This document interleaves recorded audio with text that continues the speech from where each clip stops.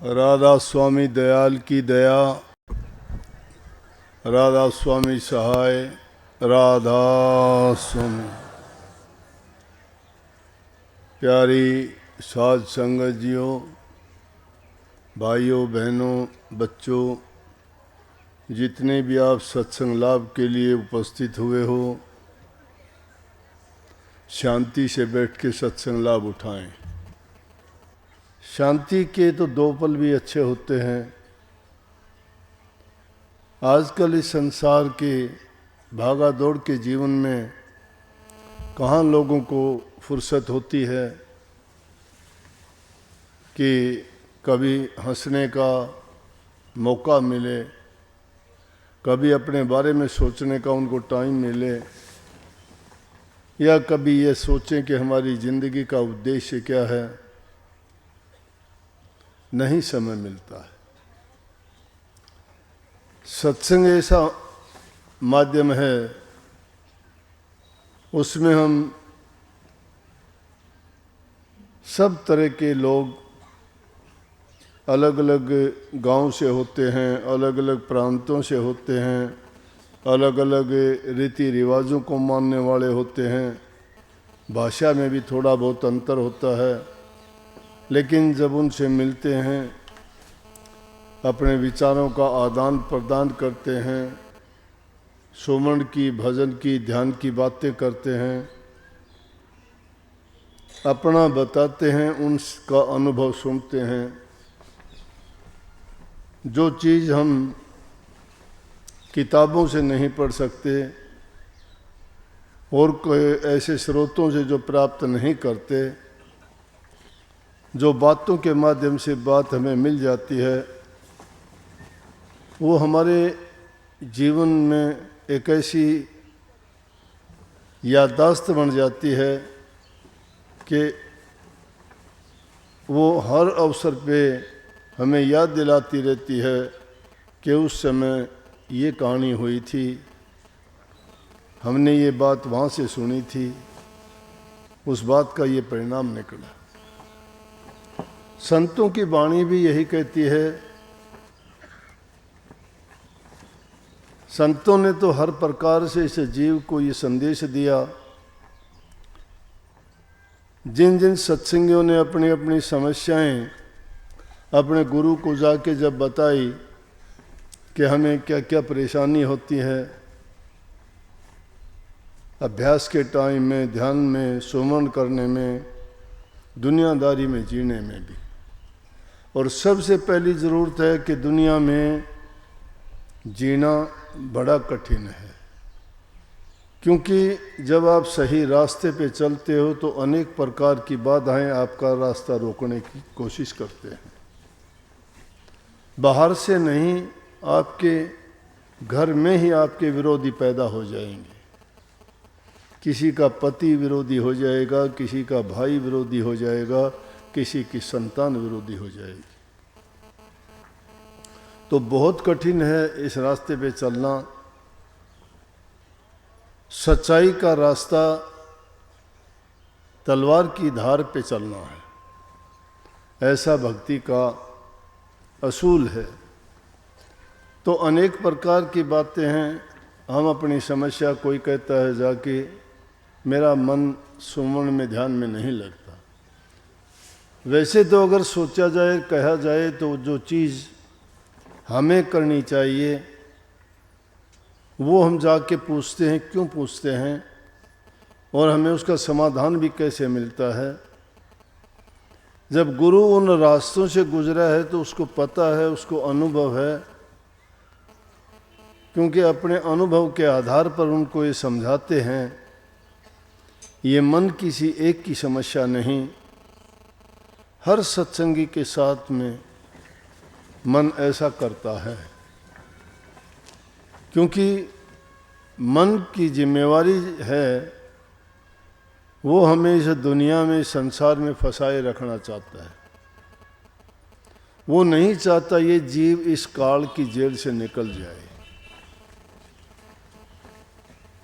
इसलिए हमारा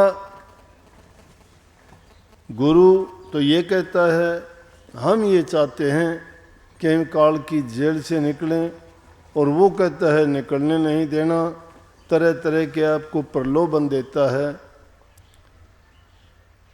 किसी को किसी प्रकार की, किसी को किसी प्रकार की बाधाएं ऐसी खड़ी कर देता है, किसी को दुखी करने के लिए, किसी को सुखी करने के लिए। लेकिन जो उनकी तरफ ध्यान नहीं देता है और ख्याल करता है प्रभु का, अपने जीवन को जो सुधारना चाहता है, कल्याण चाहता है, और जिसकी आस्था दृढ़ हो जाती है, उसको ये समझ आ जाती है कि जीवन में ये बातें तो होती रहेंगी और होती आई हैं। लाख प्रयास करोगे तो भी वो चीज़ें तो होंगी,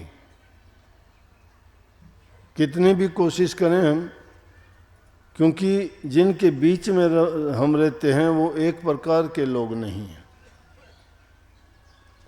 लेकिन जो बात इन्होंने थोड़ी देर पहले एक शब्द गाया था, मन के लगाए तो पिया मिलेगा, लेकिन मन लगा लिया क्या, मन लगाने में ही तो कठिनता है। दूसरा फिर कह दिया कि अपना मानस जन्म सुधार, भूल में क्यों फिर लूटी लूटी। मानस जन्म सुधारने का मतलब यह है कि हम में कौन सी ऐसी गलतियां कर दी, कौन सी हमारे से ऐसी भूल हो गई, क्या हम में कमी आ गई कि जिसको सुधारने के लिए हमें हिदायत दी जाती है, शिक्षा दी जाती है। मानस जन्म सुधारने का मतलब यह है कि जिस बात के कारण हमें मनुष्य चोला मिला था, वो चीज़ हम भूल गए हैं,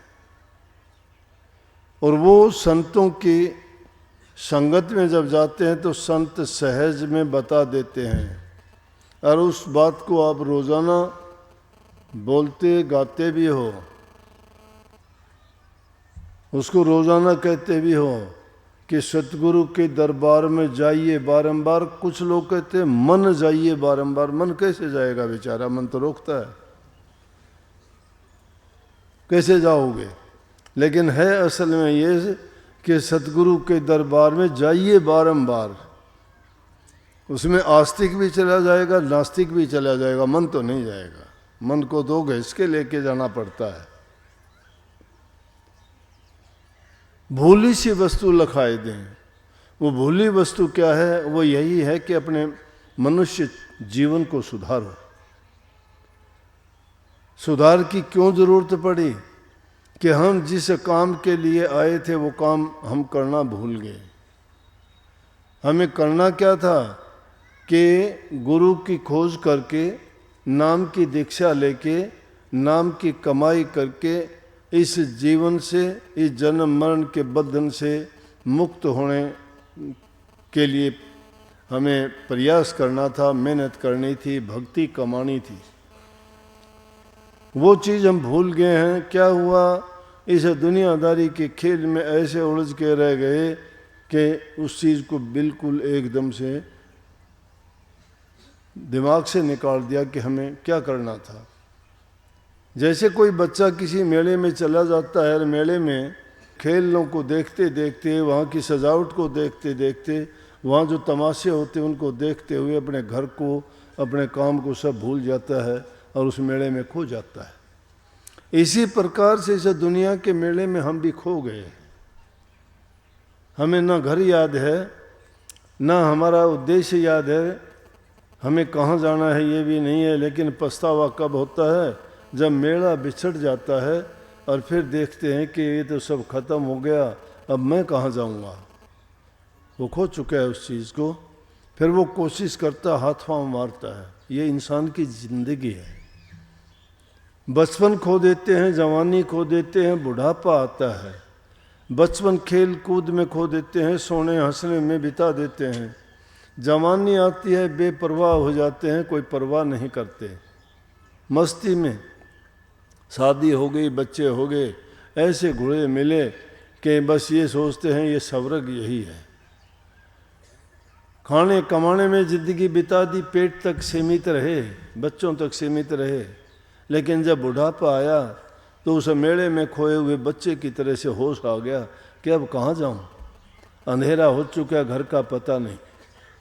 ये रूह भी इसी प्रकार से इस दुनिया के मेले में भटकने के बाद और उस उम्र दराज होने पे पछताती है कि अब क्या करूं।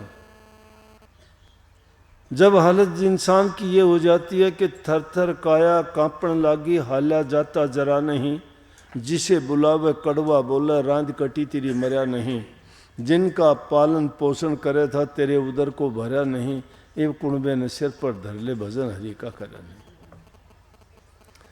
काया थर थर कांपने लग जाती है, जिसको पास बुलाते हो आना नहीं चाहता, तुम्हारी बात क्या, शक्ल देखना भी पसंद नहीं करते, बिगड़ जाती है शक्ल,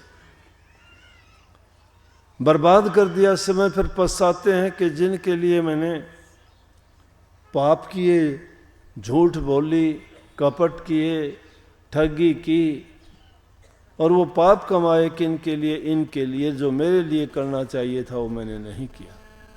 वो चीज़ सतगुरु सत्संग में सहज में बता देते हैं, वो बात भूली हुई है। उसको कहते हैं भाई समय रहते हुए चेत लेगा तो तुझे आखिर में पछताना नहीं पड़ेगा। और गुरु की शरण में जाके जो पक्के यकीन और विश्वास के साथ गुरु को सब कुछ मान लेता है तो सब उसका सब कुछ संवर भी जाता है। अब गुरु के पास जाते बराए नाम हो, गुरु को मानते नहीं, बहुत अच्छी बात है, बहुत प्यार करते हो, प्यार बहुत अच्छी चीज़ है। प्यार करने वाला आदमी, प्यार जब तक नहीं होगा तो उसमें लगन नहीं लगेगी। चकवे की चकवी से लगन होती है, पूरी रात बिता देते हैं दोनों बिरह में, मिलते नहीं हैं। कुदरत का नियम है, कहते हैं चकवा और चकवी दो पक्षी होते हैं, दिन के टाइम मिल जाते हैं, रात का समय आता है दोनों बिछड़ जाते हैं। लेकिन बिरह देखो उनकी एक दूसरे से बात करते रहते हैं। लेकिन शिक्षा बहुत बड़ी है उनकी। ये ऐसा जीवन बीतते बीतते है तो इंसान के लिए कहानी कैसी भी हो लेकिन हमें शिक्षा देती है। वो चकवी कहने लगी, चकवी कहे चकवा चलिए पास लोहार, हाथ जोड़ उन आखिए एक संगड़ कर दे तैयार। चकवी बोली चकवा चल लोहार के पास चलना, और वहाँ चल के हम प्रार्थना करें कि ऐसी सांकड़ बना दे, एक ऐसी जंजीर बना दे। बोला क्या करेगी उसका, कि रात दिन दा बिछड़ना ये कड़ा दुश्वार, दिन छिपदा जब देखे लिए पया में मार। कि रात दिन का बिछड़ना अच्छा नहीं लगता, दिन छिपदा दिखेगा जी दोनों जने पाया में बांध लेंगे उसके, फिर कुकर अलग होंगे, जुदा नहीं होंगे, इकट्ठे रहेंगे पूरी रात। चकवा बोला चकवी ना कर हाय हाय, जो लिखी दरगाह में तो संगल भी टूट जाए, जो मालिक ने अगर नहीं चाही तो वह सांकड़ भी टूट जाएगी। मानता हूं कि दुख है, दर्द है, लेकिन यहां हमें उस चीज को लेना चाहिए कि बिरह देखो उनकी। पतंगे की बिरह देखिए आप, प्रकाश को देखता है, उसके वार फेर करता है, चारों तरफ घूमते घूमते कोई दूसरी चीज नहीं चाहता, जल के मर जाता है, भस्म हो जाता है। प्रीत, कोई कपट मिलोनी नहीं है। जो चीज एक आदमी के सिर्फ शरीर तक, प्यार तक सीमित होती है, वो भी अपनी ज़िंदगी को कुर्बान करने के लिए तैयार हो जाते हैं। तो हम अपने कल्याण के लिए क्या इतना भी नहीं कर सकते कि जो हमें ज्ञान देता है, जो हमें जन्म मरण से मुक्ति दिलाता है, उसके साथ ऐसा नाता जोड़ें। जिन्होंने जोड़ा उनकी कहानी गीत बन गए। कितनी शब्द है, लागी का मार्ग और है लगी चोट कलेज करके, लागी का मार्ग और है लगी चोट कलेज करके। जिसको चोट लग जाती है करक कलेजे में रहती है। या दूसरी वाणी में कितनी संतों ने कही अलग अलग बातें। वो कहते हैं कि बीमार जो पड़ जाता है बिरह में, प्यार में, डॉक्टर वैद्य हकीम के पास दवाई नहीं है, उसका हकीम, उसका सतगुरु, वो नाम, वो भक्ति है, वो प्रेम है। विरह का इलाज सतगुरु के पास ही है। और वो विरह जब उठती है सच्चाई प्रकट हो जाती है। और जो सच्चे मन से लगता है उसको ये पाखंड आडंबर करने की ज़रूरत नहीं है। अरे लोग तो दुकान खोल लेते हैं जिनको कुछ अता पता नहीं, भोले जीवों के साथ धोखा दगा करते हैं, खुद को पता ही नहीं। उनसे पूछ के देखो क्या तुमने कभी भजन किया, कभी एक आध घंटे बैठा, कभी तेरी सूरत लगी ध्यान में? नहीं लगती। मैं ये गारंटी से कहता हूँ उन लोगों की नहीं लगती। जिन्होंने भूख प्यास आलस सब कुछ तज के, रातों की नींद तज दी, गुरु के लिए अपने प्राण तक न्यौछावर किए, उन लोगों को कहीं मुश्किल से वो दौलत हासिल हुई। और ये पाखंडी लोग जिन्होंने कभी गुरु का नामो निशान नहीं देखा, कभी उन्होंने नाम के बारे में उनको ज्ञान भक्ति है ही नहीं उनके पास, कहाँ उनका कल्याण उद्धार होगा। सच्चे मन से सच्ची प्रीति और सच्चे विश्वास के साथ जो काम करता है उसको तो मिनटों में उसका काम हो जाता है। एकलव्य की कहानी सबने सुनी है, भक्ति नहीं थी, लेकिन भक्ति इसी चीज का नाम है। पतिव्रता और स्त्री को भक्ति करने की जरूरत नहीं, अपने पति को ही भगवान मान के उसी में अपने मन को लगा के अगर पूरे निश्चय के साथ सेवा करती है, वो सती रूप होके जो कहेगी वो काम मिनटों में कर देगी। ऐसी शक्ति तो उसको पतिव्रत धर्म से ही मिल जाती है। लेकिन ये आजकल के गुरु भक्त और गुरु जो बने बैठे हैं उनके पास वो शक्ति क्यों नहीं आई? कोरा पाखंड उनके हिस्से में आया, झूठ बोलना आया, ड्रामे करने, नौटंकी करनी,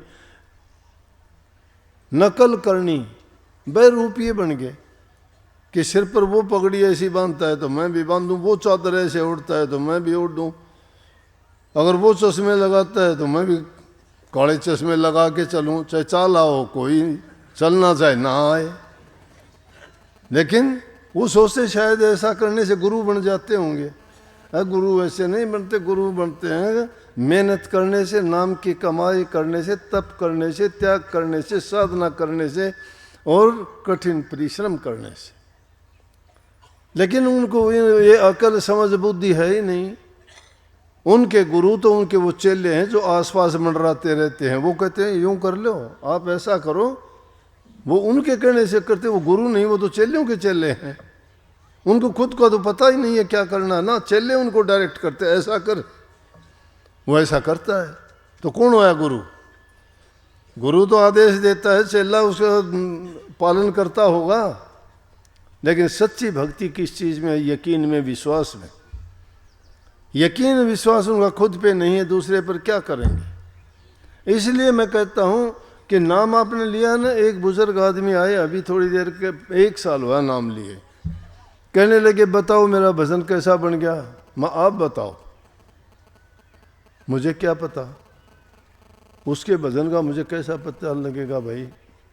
मैं अब झूठ बोलूं कि हाँ तेरा काम हो गया, झूठ है ना।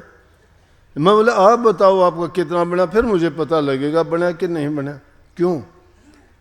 रेडियो आपके पास रखा, टीवी आपके पास रखा है, लाइट भी है, नेट से भी जुड़ा हुआ है, ऑन नहीं करोगे, ऑन भी कर लोगे तो कौन सी चीज़ सुनना चाहते हो, कौन से उस चैनल पे जाना चाहते हो, उस चैनल पर नहीं लगाओगे, आपको क्या पता उसने क्या चल रहा है उस पर? फिर तो पता लगेगा ना। तो मैं भी तेरा चैनल लगा के देखूं तेने क्या किया बता। बोला कि प्रकाश तो मुझे दिखाई देता है। मेरा ये कहने का मतलब है कि उसने कितनी सच्ची बात कही कि मुझे प्रकाश दिखाई देता है। अब 60-70 साल की उम्र है, घर परिवार से सब चीज़ों से मुक्त है। उस आदमी ने सच्चे मन से नाम लेके नाम भक्ति की है, उसने अभ्यास में वो बैठा है, उसकी बात बनावटी नहीं है, सत्य है वो। इसीलिए उसने दूसरी बात कोई जिक्र नहीं किया। कोई पोते को लेके आता है, कोई बेटे को लेके आता है, कोई और समस्या बीमार को लेके आता है, वो सिर्फ अपनी देखो एक ही बात पूछे। तो इसलिए सच्ची भक्ति ये है। और जो दृढ़ विश्वास के साथ लगता है उसको सब कुछ, मैं कहता हूँ जो सालों में काम होना चाहिए, महीनों में महीनों वाला, दिनों में दिनों वाला तो घंटों और मिनटों में हो जाता है। एकलव्य गुरु द्रोणाचार्य जी के पास चले गए। द्रोणाचार्य उस टाइम में सबसे ऊंचे गुरु थे। पांडवों को और कौरवों को शिक्षा देते थे अस्त्र शस्त्र की। वो राजघराने के बच्चे थे। भील का लड़का था एकलव्य, जंगल में रहता था। उनको देख के उसको भी ये हुई कि मैं भी गुरु के पास जाऊं और मैं भी उनसे विद्या सीखूं, धनुष विद्या सीखूं, युद्ध कला सीखूं। ये दूसरे बच्चे उनको देख के उसके मन में आई, जाके प्रणाम किया गुरु द्रोण को और कहने लगे जी मुझे भी दीक्षा दीजिए। गुरु द्रोणाचार्य जी ने उनको कह दिया कि नहीं, मैं राजघराने के बच्चों को दीक्षा देता हूं, तू भील का लड़का है, अकेला है, जंगल में रहता है, तू भील है, मैं तुझे दीक्षा नहीं दूंगा। लेकिन उसने क्या किया, उसने गुरु मान लिया, सच्चे मन से मान लिया कि आप मुझे दीक्षा दो या ना दो, शिक्षा दो या ना दो, अस्त्र शस्त्र की विद्या मुझे सिखाओ ना सिखाओ, लेकिन आप मेरे गुरु हो, मैं मन से मान चुका हूं। वापिस आ गया, दिल नहीं तोड़ा उसने। आजकल अगर ये बात हो जाए तो कह देंगे जा तुम गुरु है, दुनिया में बहुत गुरु हैं और दूसरी जगह चले जाएंगे। अरे पतिव्रता का तो एक ही धनी होता है, लेकिन गुरु सच्चा होना चाहिए। पाखंडी गुरु के पल्ले पड़ जा तो उसको कुछ मिलेगा नहीं। फिर तो क्या होगा कि देह का गुरु देह का चेला, दोनों नरक में ठेलम ठेला। झूठा गुरु झूठा चेला, फिर तो डूबेंगे दोनों। अगर तैरना चाहते हो तो सच्चे गुरु की शरण में जाओ जो तुम्हें सत्य से अवगत करा दे।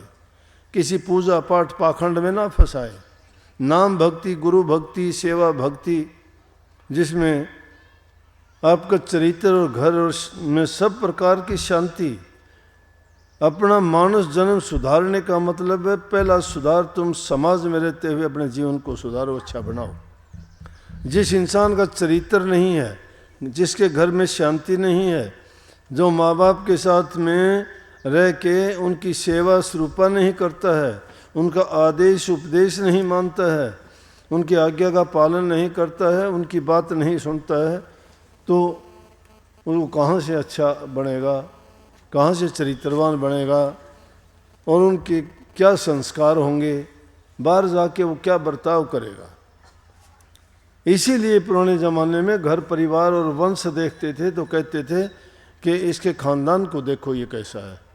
खानदान का देखने का मतलब वो चरित्रवान होना चाहिए, और चरित्रवान वही होते हैं जिनके घरों में अच्छे संस्कार मिलते हैं माँ बाप से, जो सेवा प्यार हर प्रकार से बड़ों की इज्जत, छोटों को प्यार करते हैं। तो पहला सुधार तो यही है, मानस जन्म सुधार। पशु जैसा बर्ताव नहीं करना, रोजाना के लड़ाई झगड़े, जबान से गंदा मंदा बोलना, उल्टी सीधी बातें करना, क्या मिलेगा उससे? हमारी बुद्धि मलिन हो जाती है, ख्यालात बुरे हो जाते हैं और हमारे बारे में कोई अच्छा सोचता नहीं है, ना हम दूसरों के बारे में कभी अच्छा सोच पाते हैं। पहले सुधार है कि मनुष्य जीवन को सुधारने का पहले अपने आप को सुधारो। एकलव्य जी को आस्था थी और उन्होंने मान लिया कि मैं आपको गुरु मानता हूँ। आज से जंगल में गया, जंगल में जाके अपने एकांत में गुरु द्रोणाचार्य को देखा था, मिट्टी की मूर्ति बना ली और मिट्टी की मूर्ति बना के उसको ढक के वहाँ रखता, रोजाना धनुष बाण लेता और वहाँ घंटों तक अभ्यास करता। पहले जाके उसी मूर्ति को मत्था टेकता जो मूर्ति खुद ने बनाई, मिट्टी की बनाई, लेकिन अपनी आस्था और विश्वास से उसको वहाँ उनको जीवित कर लिया। साक्षात मानता था उनको, मिट्टी की नहीं मानता था, उनको साक्षात रूप में गुरु मानता था। मूर्ति हृदय में रखो।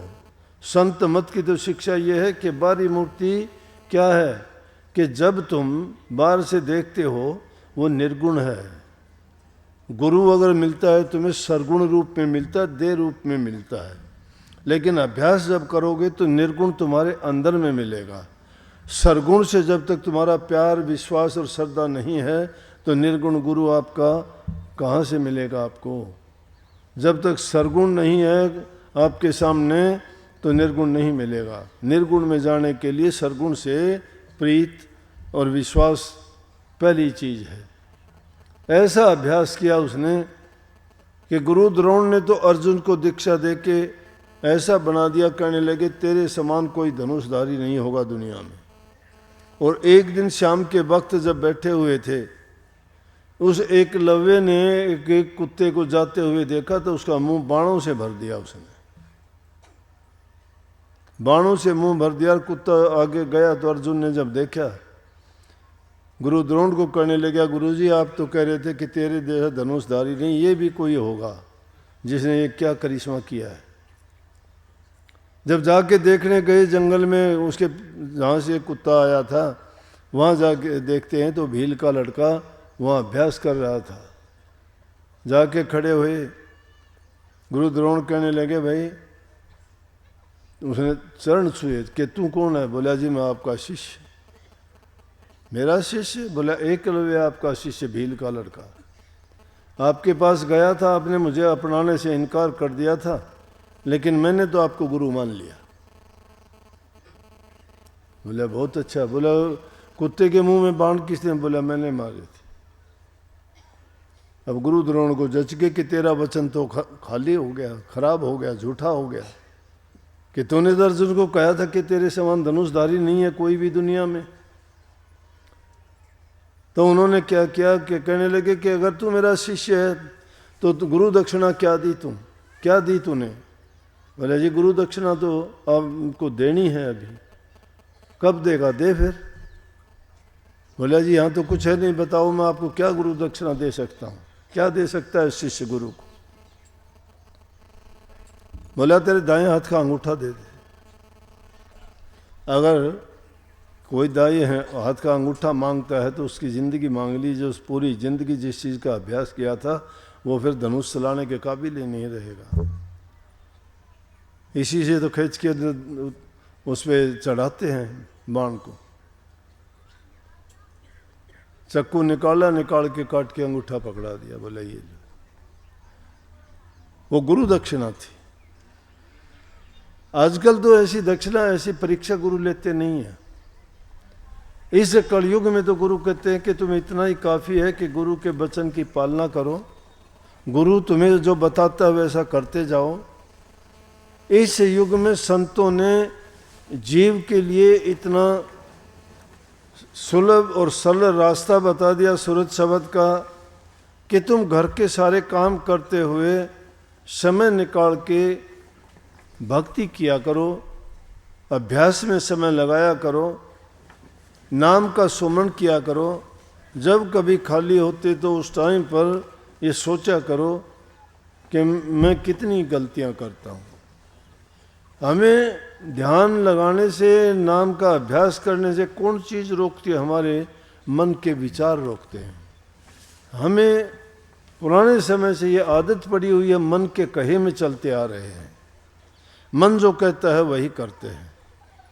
अब यहाँ पर जब गुरु के संग में आए हैं, गुरु से दीक्षा ली है, तो अब हमारे सामने विकल्प है।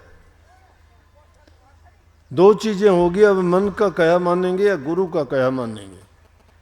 संतों की भाषा में जो मन के कहे में चलते हैं वो मनमुख कहलाते हैं, और गुरु के कहे में चलते हैं वो गुरुमुख कहलाते हैं।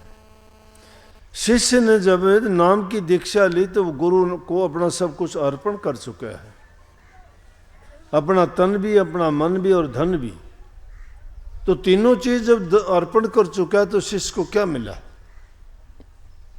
शिष्य को श्रद्धा और विश्वास मिला, यकीन मिला कि उसके बदले में गुरु तुम्हें मुक्ति देगा, शांति देगा, जन्म मरण के बंधन कटेंगे, इस काल की जेल से छूटोगे। कहने को बड़ी बातें हैं, कबीर साहब ने कही है।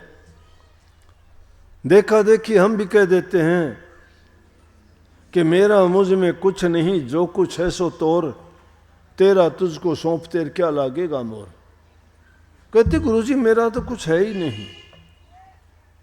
ये सुनी सुनाई बात बढ़ाते हैं सिर्फ जबान से, कबीर साहब कहते बात बनाई जग ठग्या मन प्रमोद्या ना कहे कबीरा ले गया मन लख 84 माँ। बात बनाते हैं, दुनियादारों को ठगते हैं अपनी चापलूसियों से चालाकियों से, लेकिन मन को नहीं साधा हमने, मन को रास्ते पे नहीं लाए। अगर उसको नहीं लाए तो 84 में जाना ही पड़ेगा, जन्म मरण का बंधन नहीं छूटता। तो इसलिए ये बात मिथ्या कह देते हैं कि मेरा मुझ में कुछ नहीं है, गुरुजी सब कुछ आपको ही तो दे चुका, आपका ही है तन भी मन भी धन भी। कहते हैं कि सही बात है, तेरा तुझ में कुछ नहीं जो कुछ है सो मोर। प्रभु के बारे में मान लिए जीवन परमात्मा का दिया हुआ है, उनको मान लीजिए ना। परमात्मा तो नहीं देखा लेकिन गुरु को तो देखा है, उसका रास्ता और कोई नहीं बता सकता। कहीं भी जाओ गुरु ही वो माध्यम है, गुरु ही आपको उनका भेद बता सकता है। और गुरु से जो बेमुख हो जाता है वो कहीं भी धक्के खा ले, उसका इलाज कहीं नहीं हो सकता। कहीं भी जाओ, हाँ गुरु के पास जाओ, गुरु ही इलाज करेगा। तो कहते हैं कि तेरा तुझ में कुछ नहीं जो कुछ है सो मोर, कि इसमें सत्य है ये बात, तेरा कुछ नहीं है मेरा है जो कुछ है वो। लेकिन मेरा मुझको सौंपते दिल धड़केगा तो, तुम्हारा दिल धड़कता है। एक बात की बात है, होशियारपुर जाया करते सत्संग में, बूढ़े फकीर थे, उनका नाम भी फकीर चंद ही था। एक बार को अपनी जिंदगी का किस्सा बताने लग गए, यही इसी बात पे कहने लगे कि एक सेठ के पास गया मैं, बहुत पैसे वाला था, सत्संग में गया हुआ था, मेरे पास आया वो परेशान बीमारी से, बहुत पैसे वाला परेशान बीमारी से। आके कहने लगा बाबा फकीर चंद से, बोला जी मैं बहुत परेशान, बहुत दुखी हूँ बीमारी से, कमी नहीं किसी चीज़ की। कहने लगा मैं तेरे से एक चीज़ मांगूंगा देगा। बूढ़ी उम्र थी, 90-96 साल की उम्र में चौड़ा छोटा था। उन्होंने बोलने का लहजा कुछ ऐसा ही था, पंजाब होशियारपुर में रहते थे। बोला मैं तुमसे कुछ मांगूंगा देगा मुझे। बोला कि उसका ऊपर का सांस ऊपर रह गया, नीचे का नीचे, के पता नहीं बाबा क्या मांगेगा। हाँ नहीं कही गई कि कभी कोई तेरी चीज़ ना मांग ले, पैसे ना मांग ले, कोई और चीज़ ना मांग ले। मैं कहने लगा मैं मांगूंगा देगा तू? बोला कुछ नहीं। बोला 2-3 बार कहने के बाद मैंने कहा कि तेरी बीमारी मुझे दे दे। संतों का दिल देखो, क्या मांगते हैं, उनका बीमारी मांगते हैं। उसका दिल देखे, वो दुनिया के पदार्थ के बारे में सोचता है, कभी ये ना ले ले। तो कहते हैं ना कि मेरा मुझ में कुछ नहीं है, तेरा है सब कुछ, बाबा कुछ भी ले ले। लेकिन जब देने का टाइम आता है दिल धड़कता है, ऐसे करता है कि कभी बाबा कुछ मांग ना ले। क्या करेगा बाबा मांग के? स्वामी जी महाराज ने क्या कहा? उन्होंने कहा कि गुरु नहीं भूखा तेरे धन का, उन पे धन है भक्ति नाम का। पर मांगते हैं तेरे से, लेते हैं तो, पर तेरा उपकार कराऊं मैं, तेरी भलाई करवाएंगे वो। भूखे नंगे को दिलवा में, तुम्हारा उपकार कैसे करवाऊं जो तुम नहीं दे सकते, जो तुम दान पुण्य नहीं कर सकते, जो तुम नेक काम में नहीं लगा सकते, तो वो तुम्हारे से नेक काम में लगवा देंगे, तुम्हारा उपकार करा देंगे। वो अपने लिए नहीं, वो क्या करेंगे इतने धन का? उनको 2 रोटी तो चाहिए, इससे फालतू कुछ नहीं है। गुरुमुख इसी प्रकार से वाहियात की बातों में अपना विचार ख्याल दिमाग नहीं लगाता, समय बर्बाद नहीं करता। गुरुमुख गुरु के बारे में सोचता है, गुरु के दर्शन, गुरु के वचन, गुरु दर्शन की प्यास, उनके वचन पर पूरा यकीन और विश्वास, इससे बाहर निकलता ही नहीं है। गुरु की महिमा, गुरु की चर्चा, गुरु की याद।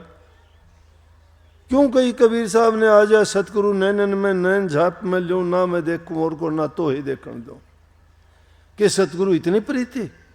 कबीर साहब कहते हैं, जो खुद खुदा थे, वो कहते हैं आजा सतगुरु नैनन में, तो मेरी नैनों में आंखों में आके बैठ जा और नैनों का पर्दा डाल लूँ मैं, ये ऊपर से पलक डाल दूँ, नैन ढाप में लूँ ना, मैं देखूं, खुद भी नहीं देखूं, रोरों को भी नहीं देखने दूँ, इतना कंजूस, आगे बैठ जाऊंगा आपको कैद करके रोक के, मेरे ही हो मेरे हो।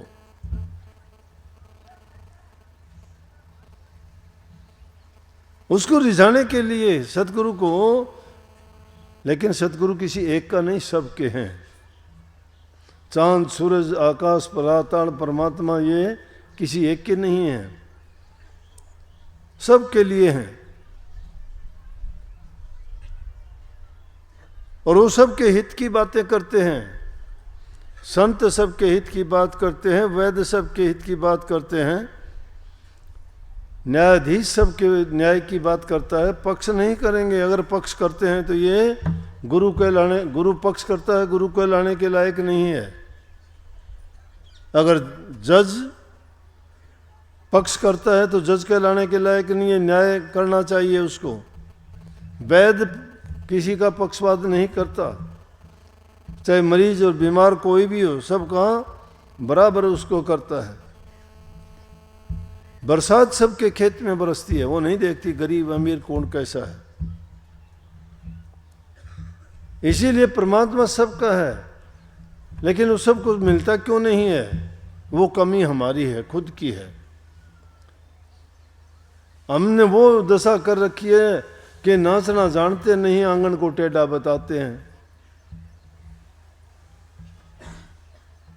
नाचना जो नहीं जानता कहता है कि नाचना तो मुझे तो बहुत अच्छा आता है, लेकिन आंगन टेढ़ा है, कमी निकालते हैं दूसरे की। इसलिए आप लोगों ने जो नाम की दीक्षा ली है, सुमरण किया करो, सारे काम करते रहो, मना कौन करता है? अच्छे अच्छे काम करो, अच्छा खाओ, अच्छा पहनो, मेहनत करो, बच्चों को अच्छी शिक्षा दो, घरों में प्यार प्रेम रखो, किसी चीज के लिए मना ही नहीं है।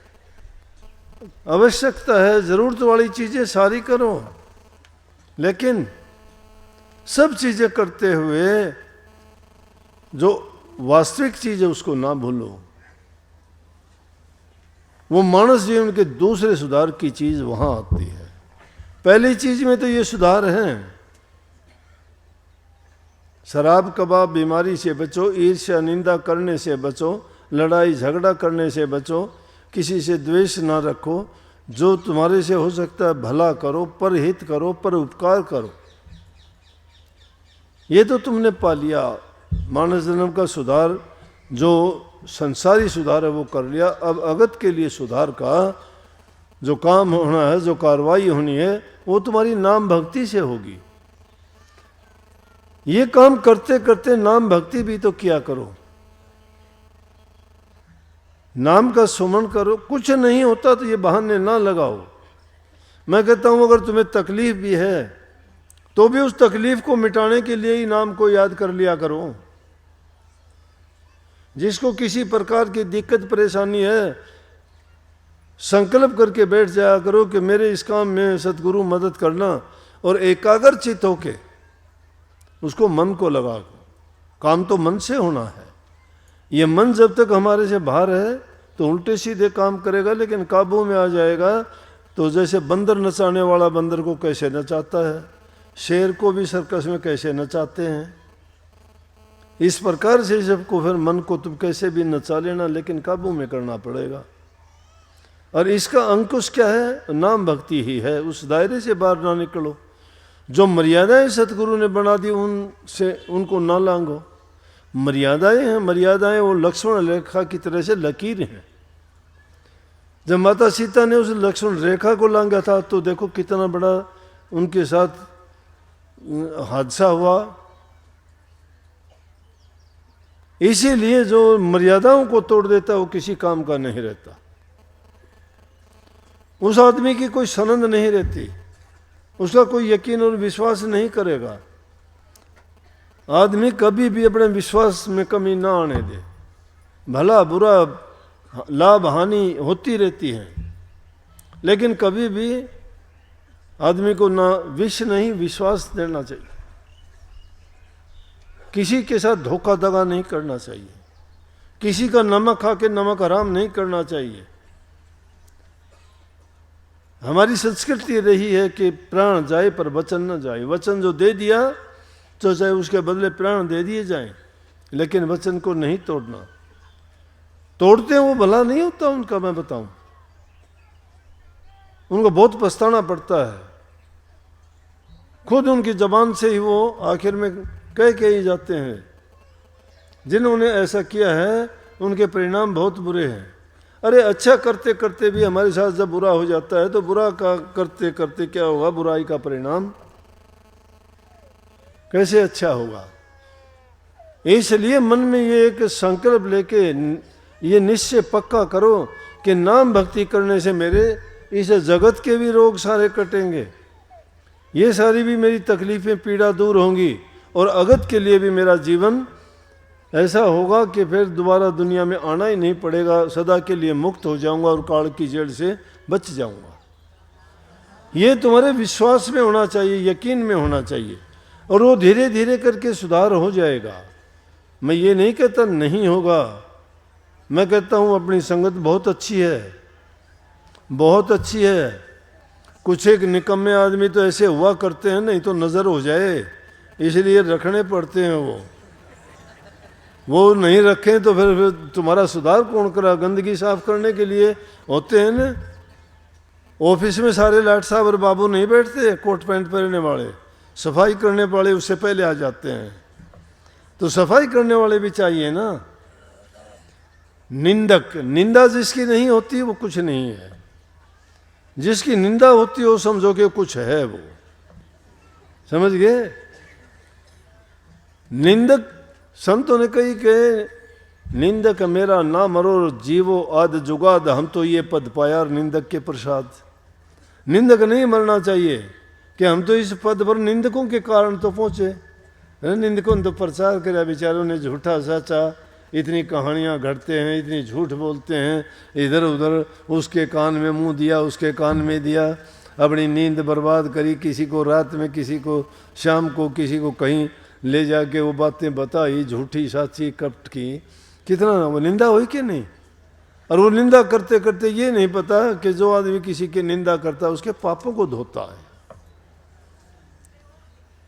निंदक को तो संतों ने कहा कि निंदक नेड़े राखिए आंगन कुटी छवा, कि आंगन में उसकी कुटिया बना के दोहरे रखो, क्योंकि बिन पानी बिन साथ है निर्मल करे स्वभाव, कि बिना पानी साबुन के धो धा के तुमने निर्मल बना देगा वो।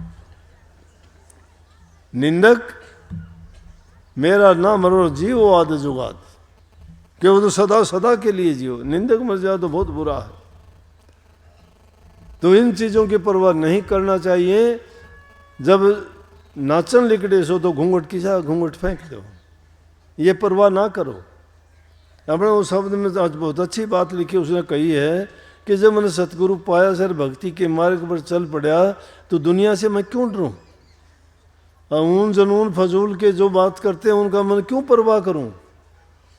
उनकी मुझे परवाह करने की ज़रूरत नहीं है। मुझे पता है मैं जो करने चला हूँ वो अच्छा करूँ। अपने काम को खुद देखा करो। तुम जानबूझ के किसी का बुरा ना करो, किसी का बुरा ना करो। अगर तुम्हारा कोई कर देता है तो भी उसको भूल जाओ। तुम्हारे ऊपर कोई किसी प्रकार का ये आक्षेप नहीं लगेगा, नहीं। अगर तुमने उसकी ओर गौर करना शुरू कर दिया तो फिर आपका मन विचलित हो जाएगा, फिर वो नाम की ओर नहीं चलेगा। नाम भक्ति अगर करना चाहते हो बड़ी निर्मल चीज़ है, और वो पाने के लिए आदमी को गुरुमुख बनना चाहिए। गुरु की आज्ञा में, गुरु की याद में, गुरु के चर्चा और उनका गुणगान करने में समय जो लगाते हो तो गुरु का क्या गुणगान करना है। गुरु के सत्संग याद करो, गुरु के वचन याद करो। कितना गुरु के बारे में जितना कहा गया है वो इसीलिए कहा गया है, दूसरा तो कोई ऐसा उदाहरण है नहीं दुनिया में। अगर होता तो जीव जंतु पशु पक्षी वो भी तर जाते। इसीलिए इंसान चोले की महत्ता बताई है। और उसने कहा है कि मानस जन्म सुधार भूल में क्यों फिरे लुटिए लुटी। सुनिए है मेरी सुरता प्यारी, करके नहीं से मन से यारी। और जन्म जन्म से रही खवारी, भोगे कष्ट तमाम। जन्म जन्मों में, एक में नहीं, अनेकों जन्म लिए, 84 में फिरते घूमते घुमाते, कभी किसी योनि में गए, कभी किसी योनि में गए, और उन योनियों में जाके कितने कष्ट झेले, कितनी दुखी हैं वो योनियों में जीवन। इसलिए कहा कि अब उस जीवन को सुधार ले, ताकि उन गंदी योनियों में ना पड़ना पड़े और वो आपको दुख ना भोगने पड़े। जीवन यही है, अच्छा जीवन, सुखी जीवन जियो, अपनी मेहनत करके खाओ, कमा के खाओ, किसी दूसरे की चीज़ पर नियत ना रखो, ना किसी का बुरा करो, जितना तुमसे होता है भलाई के काम करो, अच्छे करो, साथ साथ नाम भक्ति करना ना भूलो, नाम की कमाई करो, आपका मालिक भला ही भला करेगा। सबको बहुत बहुत आशीर्वाद। राधा स्वामी।